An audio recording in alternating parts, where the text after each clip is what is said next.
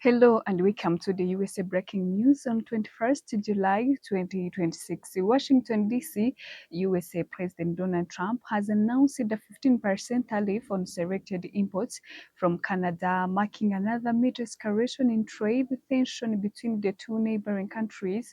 The move is expected to have significant implications for cross-border commerce and the North American supply chain. The new tariff targets specific Canadian products entering the United States as part of the Trump administration broader trade strategy aimed at protecting American industries and increasing pressure on trading partners. Officials say the measure is intended to strengthen domestic manufacturing and address trade concerns. The announcement comes at a time when Washington and Ottawa have been engaged in ongoing discussion over trade and economic cooperation. Canadian officials are expected to assess the impact of the new tariff and consider possible response in coming days. Economists warn that the decision could increase costs for businesses and consumers while placing additional strain on the world's largest bilateral trading relationships.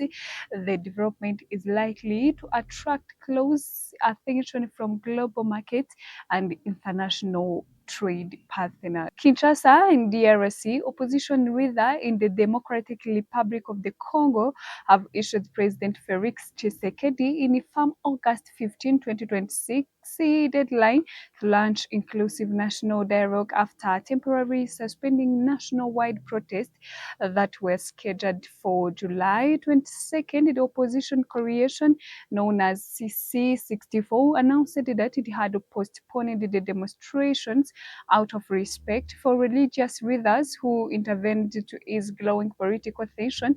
However, the group warned that the suspension does not mean the movement have been abandoned. The planned protests were intended to pressure President Tshisekedi to resign over allegation that he is seeking to amend the country's constitution in order to remain in power beyond the current two-term limits. The decision followed meeting on July 17, during which President Tshisekedi met with the religious leaders and pledged to launch an inclusive national dialogue involving all sectors of Congolese society. Following consultation with church leaders, C64 agreed to delay the demonstration but issued a strong warning against any attempt to revive constitutional reform efforts.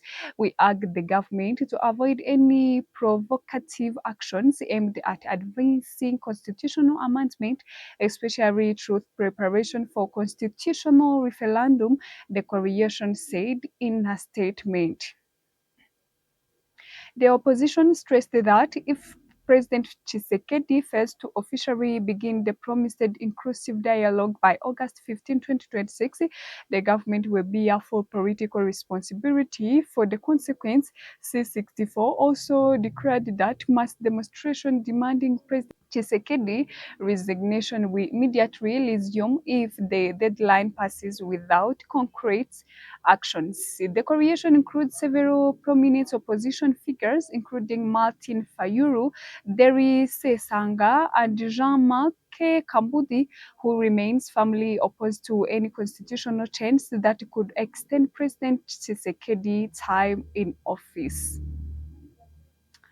Washington, D.C., USA President Donald Trump has declared that a recent American military strikes against Iran were carried out in retaliation for the death of USA services members, including 2 soldiers killed in Jordan and another killed in Iraq. Speaking after the operation, Trump said the strikes were conducted to honor the foreign American troops, warning that any attack on USA forces will be met with an overwhelming response.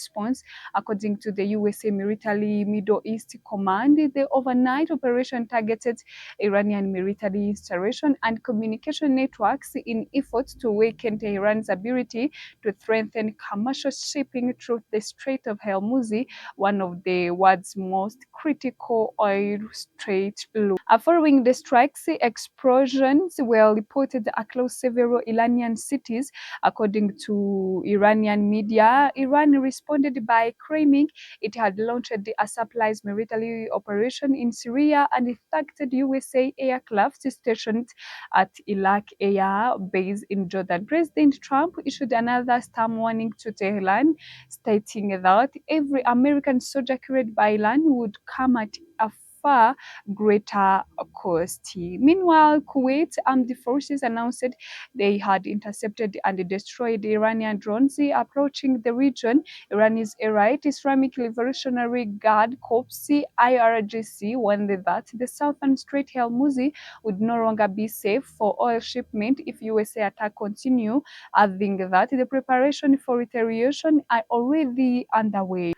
USA Secretary of State Marco Rubio said Washington remained open to diplomatic negotiation, but stressed that the international community must act to ensure the security and freedom of navigation through the Strait of Hormuz. While it matters, the latest escalation has heightened fear of wider regional conflict that could disrupt global energy supplies and increase tension across the Middle East. The Strait of Hormuz accounts roughly 20% of the world's trade the oil, making any trades to the waterway a major concern for global markets. Brighton in United Kingdom, more than 200 members of Rwandan Patriotic Front (RPF) Inkotanyi living, working and studying across the United Kingdom have reaffirmed their commitment to contributing to Rwanda's continued development by leveraging their skills, expertise, and experience. The gathering held in Brighton on July 18, 2026, brought together RPF members from across the UK, including professionals, entrepreneurs, students, and founding members of the Path UK chapter. The meeting focused on Rwanda's history, national achievements, cultural value, and vital role of the Rwandan diaspora in shaping the country's future. The significant members of young Rwandans, including those born in Rwanda and others raised in the United Kingdom, also took part in the event. Many expressed their pride in their Rwandan heritage and pledged to remain actively involved in the country's long-term development despite living abroad. Speaking at the event, Egide Ruhashya, chairperson of the RPF Inkotanyi member in the United Kingdom, praised the strong turnout, describing it as a powerful demonstration of unity and patriotism among Rwandans living in Britain. This gathering reflects the strength, unity, and dedication of our members. It is encouraging to see people of all generations come together to celebrate Rwanda's progress, reflect on our history, and discuss how each of us can contribute to the country's future, Ruhashya said.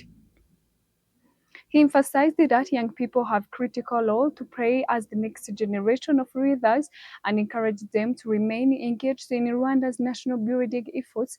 The Rwanda's ambassador to the United Kingdom, Johnston Busingye, highlighted that Rwanda transformation has been built on values such as unity, accountability, equal opportunity, and self-reliance. Rwandans living abroad are an essential part of Rwanda's development journey by preserving our values, investing in the country, mentoring young people, and applying their knowledge and experience. The Rwandan community in the UK can continue making meaningful contribution to the Rwandas we aspire to build. The Ambassador Busingye said. The conference also featured the expert discussion on Rwanda's future development strategy, with the speakers emphasizing the diaspora's role, promoting investment, support sustainable economic growth, and strengthening national development. Participants reflected on Rwandan's culture, stressing the importance of preserving national values and passing them on the future generation. They also honored the history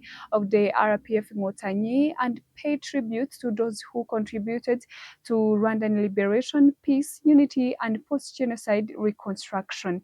The meeting reviewed Rwanda's achievement over the past 22 years under RPF leadership, highlighting progress in government social development, national unity, and institutional building. Key priorities identified including strengthening national unity, expanding equal opportunities, promoting accountability, reinforcing self-reliance, and empowering youth to take reading role in shaping Rwanda's future. The event concluded with the renewed commitment from Party's Party to continue supporting Rwanda's development from wherever they live, work, or study in the United Kingdom.